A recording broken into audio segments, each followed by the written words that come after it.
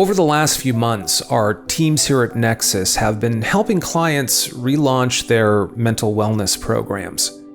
I use the word relaunch because a lot of these companies had supports already in place, but during the pandemic, they were seeing something strange.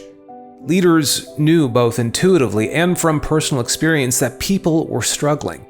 Mental health issues are being dragged into the sunlight by a global health crisis, and yet people weren't accessing these programs. Perhaps for fear of how it might look, especially in a moment when it felt like everyone was suffering.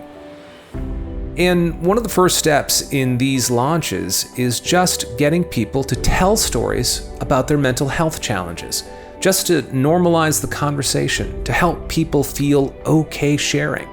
And one of the biggest things that struck us was not how many people were struggling with mental health and keeping it to themselves, but rather the reasons why they choose to share or not share.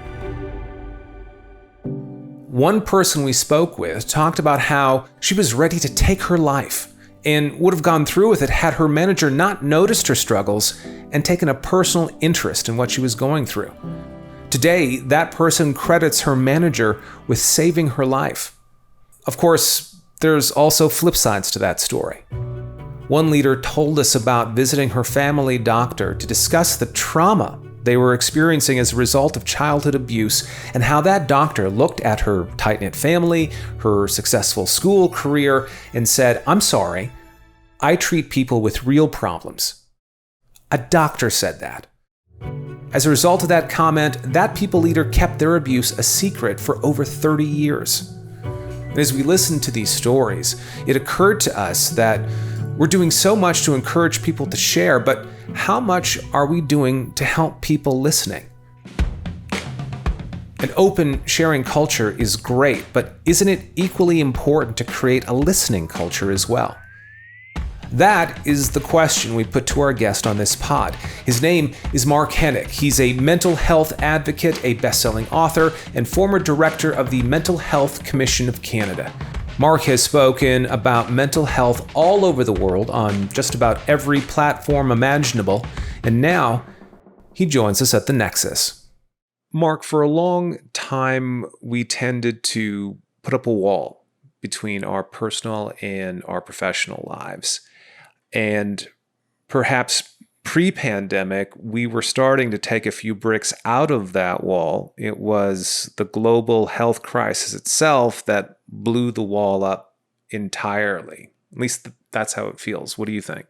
You know, we've been banging the drum of mental health awareness pretty hard now for the last decade or so. And it's been working. People are more aware. It's borne out well in the data around millennials, Gen Z, and younger, who are much more likely to speak openly about their mental health than prior generations. The problem, however, is that we haven't really changed the system all that much in the last 10 years. People are willing and asking, demanding, in fact, for help, but they're finding out that the system was never built properly to begin with, so that there often is nobody reaching back. It really does speak to the need to go deeper on these issues, beyond just awareness, into actually creating systems that help people. Then perhaps maybe the pandemic didn't suddenly make people more willing to speak about mental health so much as it made everyone, because everyone was struggling, it made everyone realize how ill-equipped our systems were to support these kinds of conversations on this scale. Yeah. Well, I mean, there's two sides of that gap, right? There's the side that people don't know how to talk about their issues. So often the ways in which they present as needing for help aren't very obvious. Behavior is information, and we present that information in a lot of different ways, but the helpers don't know what to look for. So if you're irritable, for example, this is a very common, especially among men, irritable and impatient, very common symptom of depression. But that's when you bring that into the workplace, you're going to get a certain reputation. You're going to turn people off. You're going to receive very unhelpful responses very often. So then how do helpers actually recognize, hey, maybe there's something else going on here? It starts with building an organizational culture in which that's the expectation walking through the door, that you assume the best in people, that you see others' humanity, that you approach your work with vulnerability, with empathy, and that's the standard. When it becomes problematic is when you say, here's the signs to look for that somebody might be struggling, and here's what you need to do to reach out. There's reasons why people are presenting the way they are. There's reasons why they don't come up to you and say, I have depression, can you help me? Because they're bringing their whole selves to that moment, and that whole self might include all kinds of trauma, all kinds of stigma, all kinds of experiences with reaching out to people who are not helpful. The need for the vulnerability and openness of the helper to not have all the answers really becomes important as well. Okay, so now you're getting to the heart of our discussion, which is we've heard from lots of people who've told us that the timely intervention of a caring individual was critical to helping their mental health. And conversely, someone's indifference or scorn set them back. It feels like those people, those listeners or helpers, if you will, need some kind of support. How do we do that? While a well-motivated concern, how do you help people with mental illnesses? How do you help the mentally ill? If you want to learn how to help the mentally ill, look in the mirror. The mentally ill do not exist as a category separate from everybody else. If you want to know what you can do to help somebody else who is struggling, ask yourself what you need to not struggle. You need safety, security, you need love, community, connection, a good job with a fair wage that gives you purpose. You need all these things. The mentally ill are not a people separate from us who need something else. You cannot categorize people into narrow categories because that's when we see people shut down. That's why people don't want to talk to you, because you've already assumed who they are and what their symptoms are and what they need. You've locked into fixer fixation. Instead, I think if we can train people to approach conversations in a more open-minded, open-hearted manner, not prescriptively, asking open-ended questions, not judging the people's answers that they give to them, not over-prescribing what they should do, don't should all over them. This is the kind of training I think that we need to really implement in workplaces now. At an individual level, asking more questions feels easy. Be curious, not judgmental. But if you're a person who is sitting there, you feel psychically and physically drained a little bit, where do you summon the energy? When I find myself in a situation in which I've worked 60 hours that week and I'm exhausted and can't ask anybody else any questions, then I need to ask myself some questions.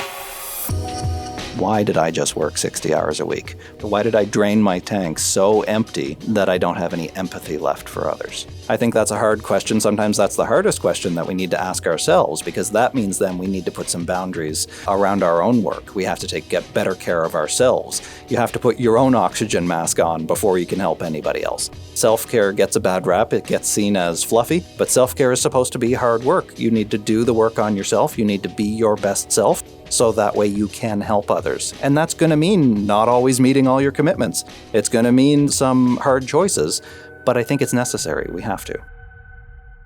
I'm wondering if there is a communication style that people can embrace easily or a company can embrace easily. Is there anything like that? Ask more questions. If you have a mental health problem, you probably don't feel heard, because all of society tells you to shut up every day. And then it's a symptom of many of the illnesses themselves that you're afraid very often to speak up, or you're ashamed to speak up. So by a manager, a coworker, anybody asking more questions authentically, honestly, with a real interest in knowing the answer, that's on its own, I think, has the power to start shifting an organizational culture toward a more supportive one. Do I have permission in a work context to ask those questions? And is that something that needs to happen at a personal level or at an organizational level? So I think it depends on the type of questions that you're asking and what frame of mind you're coming from.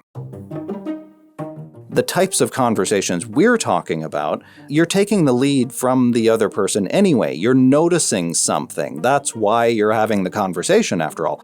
Whether it's a gut feeling or something, some change from baseline that you've just noticed, there's a reason why you're checking in with somebody. You can tell in a heartbeat when that person has a whole lot of stuff going on, because their eyes will well up, they will shake, they will want to tell you. They're just waiting for you to ask. People tell me all the time, and this comes up with suicide because it's such an extreme example. I don't want to ask because what if they say yes, that they are suicidal? Then I don't know what to do. My answer to that is you don't need to know what to do because you're not a doctor. What you need to be is in their corner. You need to be able to say, wow, I really don't know what to do. That's scary, but I'm willing to help you find out. And that is an incredibly powerful alliance that you have the opportunity to build with somebody. What do you say to those people who, see a situation, can sense intuitively that someone is suffering, but are reluctant to intervene or to reach out the way you're describing for fear of making things worse? That's very common. The fear of making things worse by intervening is one of the most common things. Not everybody's going to respond positively if you reach out. This is just a reality. I make a conscious effort of reminding myself that their stuff is not my stuff, that they've got other stuff going on. Their response in that moment and in every moment is informed by everything that they've already been through. They will remember that you did, though, and if you did it in good faith from an open, non-judgmental perspective, even if they don't take you up on that offer right now, they will remember later. It adds one more coin into that bank of safe person information in that person's mind. If I talk to somebody about suicide, if I ask them if they're suicidal, what if they weren't and it gives them the idea to go do it?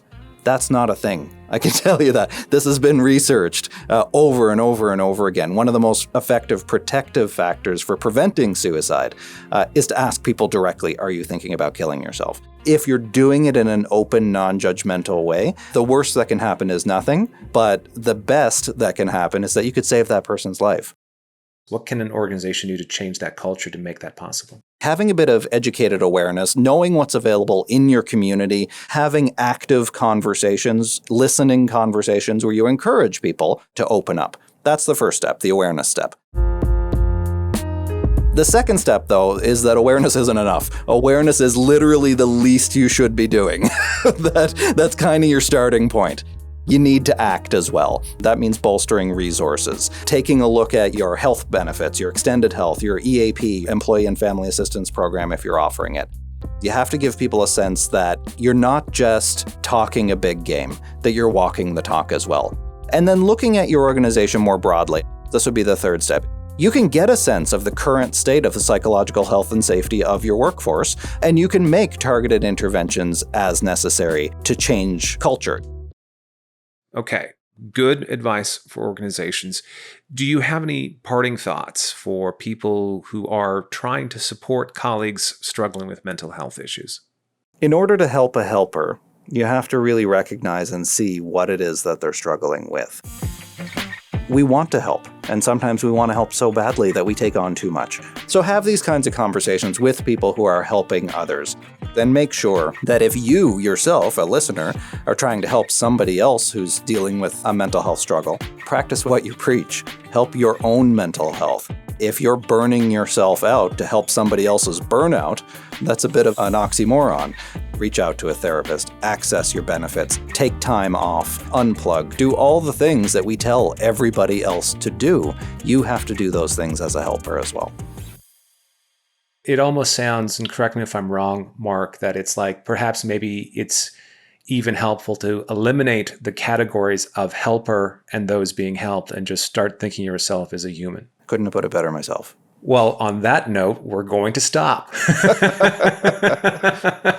Mark, thank you so much for making the time to chat with me. I do hope you'll return again so we can discuss more subjects like this. Yeah, happy to. If you're listening to this podcast and you're struggling with mental health, please seek help. It's not an admission of weakness. Quite the opposite. It's brave. And don't prejudge people's willingness to listen. And if you're someone who suspects their colleague is struggling with mental health, take Mark's advice and don't hesitate to reach out. Your curiosity and lack of judgment could literally save someone's life. And if you lead a company that wants to build both a sharing and a listening culture, Nexus has your back. We're doing this right now for several clients. It's some of the most important work that we're doing, and it would be our privilege to do it for you as well. The Nexus is produced by Alexa Paveo and Mertz Jaffer, with editing and sound design by Justin Moy. I'm Chris Nelson. Take care, and thanks for listening.